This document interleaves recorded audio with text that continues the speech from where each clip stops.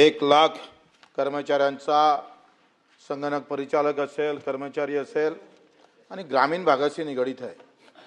सभापती महोदय, आपण जर नगरपालिका गेलो, नगरपंचायतमध्ये गेलो तर सफाई कामगार असतं, सीओ असतं, तुम्हाला माहित आहे का? एका इकडे ग्रामपंचायतचं नगरपंचायत झालं का सगळ्या सुविधा देता तुम्ही, पण ग्रामपंचायतले सफाई कामगार आहे? ग्रामपंचायतले आम्ही पाहतोय क्लास 3 वाला, क्लास 4 वाला चालवतोय आणि नगरपंचायतल्या लोकांसाठी तुम्ही सीओ सारखे अधिकारी, मुख्य अधिकारी देताय, त्याला ते दर्जा देताय। आणि मग गोरे साहेब, तुमच्याकडून अपेक्षा आहे, तुम्ही तर सातारा आणि सांगली जिल्ह्यातले पैलवान म्हणून याकडे पाहिलं पाहिजे। तुम्ही या ग्राम विकासाचं पालकत्व स्वीकारलेलं आहे आणि इथल्या ग्रामपंचायतचा गावात राहिला म्हणजे तो मेला, त्याला भाव भेटत नाही, त्याला आरोग्याच्या सुविधा भेटत नाही, शिक्षणाच्या सुविधा भेटत नाही, गावात जन्म घेणं म्हणजे पापाचं लक्षण असं समजतो आपण। ग्रामपंचायतल्या कर्मचाऱ्याला तिथं आपण कंत्राटी ठेवायचं आणि नगरपंचायतवाल्याला मात्र तिथं नियमित करण्याचं काम करत असाल तर हे चुकीचं आहे। तुम्ही ग्राम विकास मंत्री म्हणून पुढाकार घेऊन त्या कर्मचाऱ्याचं पालकत्व तुमच्याकडे आहे ना, अशा वेळेस सकारात्मक उत्तर येणं गरजेचं आहे। पहिले मी संगणक परिषद 6 प्रश्न आहे, 7 एक वेळा सूत्र विचारू का टप्प्याटप्प्यानं विचारू? ते विचारू नाही, पण प्रश्न 3 जो महत्वाचा आहे तो पहिला विचारा। 2 याच्यात संगणक परिचालक एक हा घटक आहे आणि एक ग्रामपंचायत कर्मचारी, असे 2 एकत्रित आहे। संगणक परिचालक 7 एप्रिल 2025 माननीय मुख्यमंत्री देवेंद्रजी फडणवीस साहेबांनी एक निर्देश दिलेला होता, तर बैठक झाली होती मी रायगडच्या उपोषणानंतर, आणि त्यांना सांगितलं का यांचं 20,000 रुपये मानधन करावं, ते आपण कधी करणार?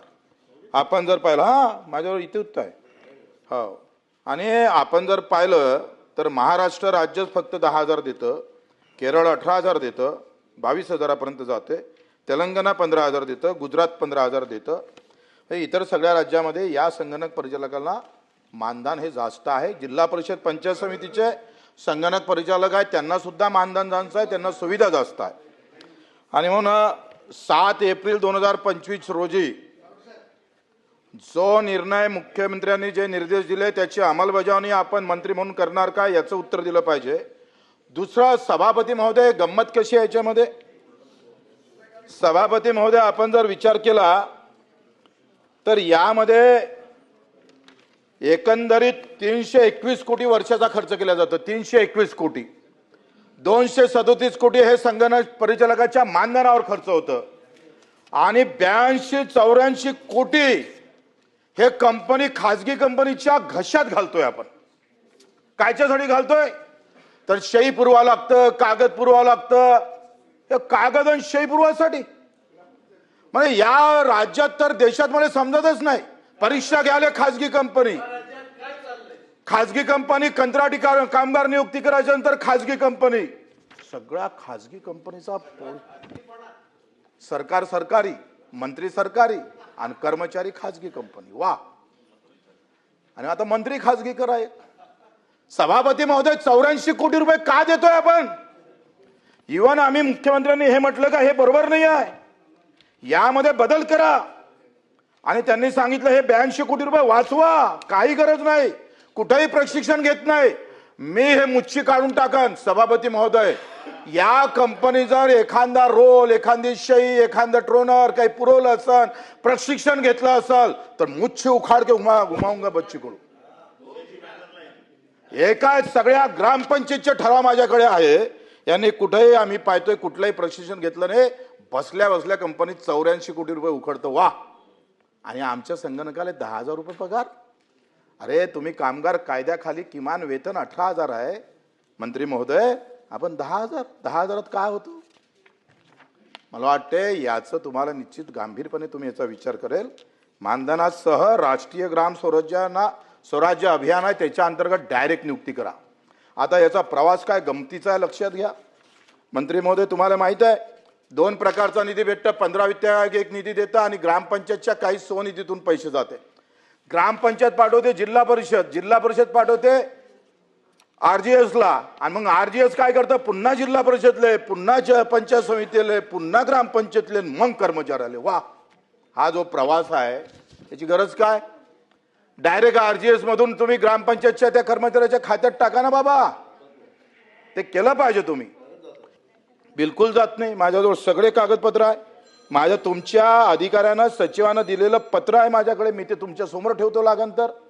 हे सगळी माहिती अशा प्रकारचं चुकीची जी पद्धत आहे सभापती महोदय, तुम्ही ग्रामीण भागातून येत आहे म्हणजे आपण पाहतो जसा पूजेले ब्राह्मणाचा हात लागला पाहिजे तसा हा जो हात लावण्याचा प्रकार आहे ना हा खऱ्या अर्थानं बंद करा.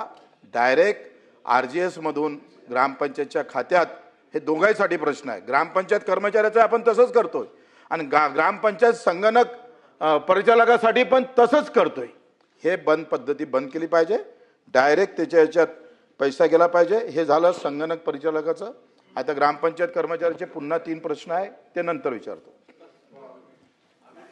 एक हा आपण ग्रामपंचायतनी आहे संगणक परिचालक आपण नेमलेले आहे. हे तालुक्यावर नेमले नाही.